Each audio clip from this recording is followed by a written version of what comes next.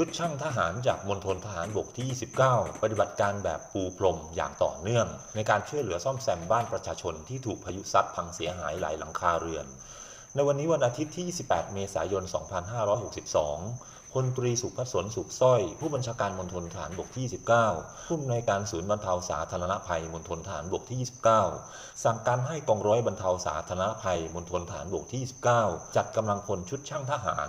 ลงพื้นที่ปฏิบัติการแบบปูพรมอย่างต่อเนื่องในการช่วยเหลือซ่อมแซมบ้านประชาชนที่ประสบภัยจากพายุฤดูร้อนโดยจัดกำลังพลชุดช่างทหารจำนวน2ชุดละ11นายรวม22นายเข้าร่วมบูรณาการกับอำเภอกุสุมานอำเภอเต่างอยองค์กรปกครองส่วนท้องถิ่นและประชาชนจิตอาสาในพื้นที่ชุดที่1ดำเนินการซ่อมแซมบ้านนางปิยานีอาภรณ์รัตน์เจ้าของบ้านเลขที่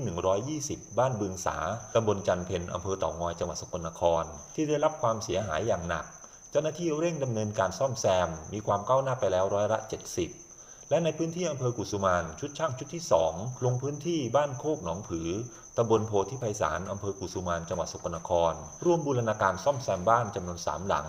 คือบ้านของนายจิรายุทธเอมอ่อนหลังคาบ้านทรุดตัวได้ดำเนินการซ่อมแซมเสร็จเรียบร้อย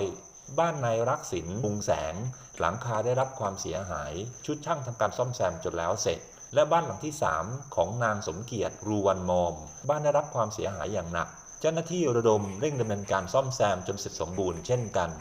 สร้างความปลื้มใจให้กับประชาชนที่ประสบภัยเป็นอย่างมากที่ทุกภาคส่วนร่วมให้การช่วยเหลือในครั้งนี้ทีมข่าวมณฑลทหารบกที่ 29 ระเบิดรายงาน